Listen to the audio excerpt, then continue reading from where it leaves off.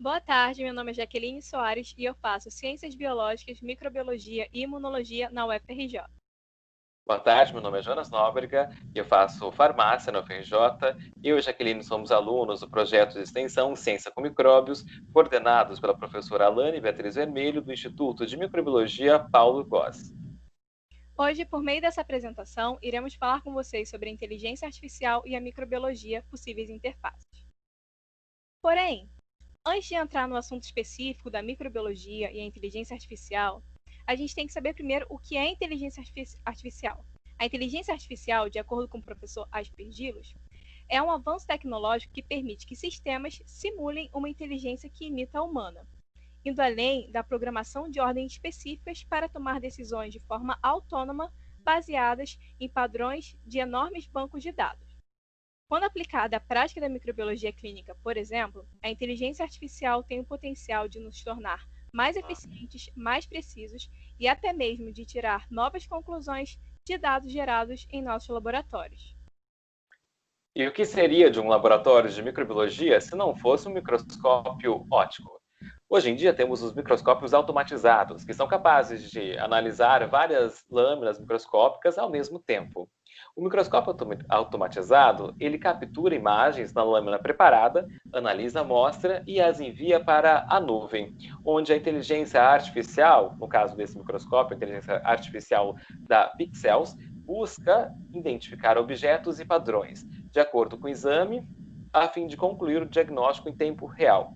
Isso é muito importante porque nem sempre você tem um especialista no laboratório que seja capaz de identificar, por exemplo, em um esfregaço sanguíneo, um parasita ou, por exemplo, uma infecção bacteriana. Já a inteligência artificial é capaz de utilizar um banco de dados muito mais vasto, tendo uma grande precisão nos resultados. Um outro equipamento muito utilizado nos hospitais e nos laboratórios de vários institutos de pesquisa pelo país é o chamado MALDI-TOF. O MALDI-TOF é capaz de analisar amostras de sangue, uma amostra de micro-organismo isolado do meio ambiente, da água, de um solo, por exemplo, ou ao mesmo uma urina na qual se suspeita de uma infecção urinária. Com ele, podemos tentar identificar o micro-organismo presente na amostra. Isso parece simples, mas existem milhões de micro-organismos desconhecidos. Logo, toda amostra é uma desconhecida. O Malditoff irradia a amostra e a quebra em milhões de pedacinhos. Depois ele utiliza um banco de dados onde ele consegue ir comparando o que chamamos de espectro da amostra, que seria a capacidade de analisar esses milhões de pedacinhos para ver se é associado ao espectro de outros micro-organismos, ele consegue identificar alguma compatibilidade. Logo, precisamos da inteligência artificial, porque com tanta informação seria extremamente fastidioso e até que impossível para alguém realizá-lo.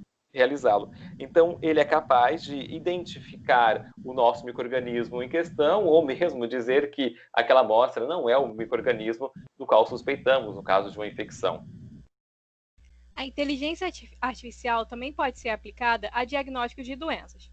Ainda mais no período que estamos vivendo de pandemia, uma universidade desenvolveu um método diagnóstico para doenças virais como Covid-19, Zika e dengue, utilizando a inteligência artificial. Esse novo método diagnóstico funciona por meio de uma comparação entre células infectadas e amostras não infectadas. A inteligência artificial, então, é programada com um grande conjunto de espectros de amostras de diagnóstico conhecidos, ou seja, vamos colocar naquele banco de dados, aquela inteligência artificial, amostras que a gente sabe que estão infectadas e que não estão infectadas. Sendo assim, ela vai aprender a diferenciá-las e distingui-las, e tornando-se capaz de processar os espectros de novas amostras. Sendo assim, quando a gente colocar uma nova amostra para aquela inteligência artificial analisar, ela vai saber se aquela amostra está infectada ou não por um vírus. A inteligência artificial também pode ser aplicada às ciências ômicas. E as ciências ômicas é um campo de estudo da biologia que estuda genômica, que tem a ver com genes, proteômica, que tem a ver com proteínas, metabolômica, que tem a ver com metabolismo. E junto à inteligência artificial, é possível fazermos análise de múltiplos dados das ciências ômicas em um curto tempo. Uma das aplicações mais interessantes da proteômica, no caso, é o estudo de todas as proteínas expressas por uma população microbiana, como, por exemplo, da microbiota intestinal. Pessoas que possuem uma disbiose intestinal, ou seja, um desequilíbrio das bactérias que vivem no intestino, podem ter consequências como desenvolvimento de doenças inflamatórias, perturbações metabólicas e até, em certos casos, câncer. A resposta do hospedeiro à microbiota é modulada não só pelas bactérias, mas também pelo padrão proteico bacteriano intestinal, que é chamado de proteoma. A proteômica pode nos ajudar a entender a funcionalidade microbiana e a compreender o papel específico das bactérias intestinais, tanto em condições saudáveis como de doença.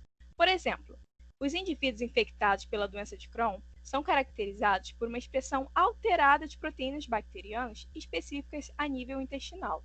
Ou seja, podemos usar a inteligência artificial e a proteômica para poder integrar todos esses dados, todas as ciências ômicas e assim, por exemplo, ver uma microbiota saudável e uma microbiota que não está muito bem, que está propensa mais a uma doença. Como vemos nessa imagem, as megabases de DNA de um genoma bacteriano têm mais complexidade do que nós, seres humanos, podemos manipular mentalmente. Mas podemos treinar computadores para analisar genomas inteiros, examinando as mais variáveis do que a nossa cognição é capaz.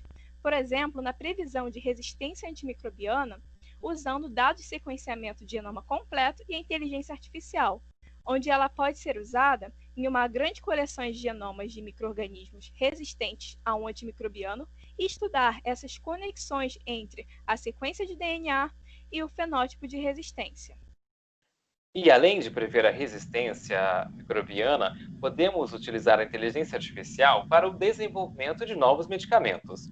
Um grupo de pesquisadores conseguiu treinar uma inteligência artificial para que ela fosse capaz de identificar compostos e moléculas com atividade antimicrobiana. Então, eles ofereceram para a inteligência artificial o padrão do antibiótico, várias moléculas que tinham um efeito antibiótico. Então, ela conseguiu aprender o que seria necessário para que uma molécula tivesse uma atividade antimicrobiana.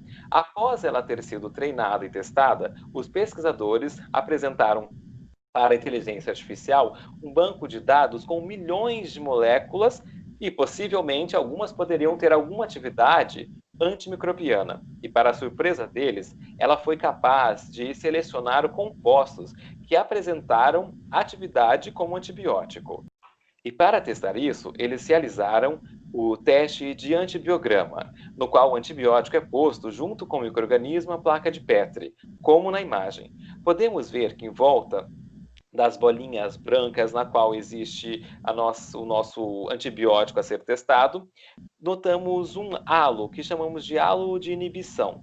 Quanto maior o halo, que seria essa parte clara ou transparente, maior a atividade antimicrobiana. Na placa da direita, notamos que o micro-organismo ele é resistente a vários antibióticos, pois ele cresceu na placa e praticamente não foi inibido. Já na placa da esquerda, notamos que o nosso antibiótico selecionado pela nossa inteligência artificial, o Alicin, ele foi extremamente eficiente, pois ele inibiu o crescimento do micro-organismo que era resistente. Como nós vimos, nesses exemplos, a inteligência artificial tem contribuições significativas e grandiosas para a microbiologia, e esse avanço tende só a aumentar.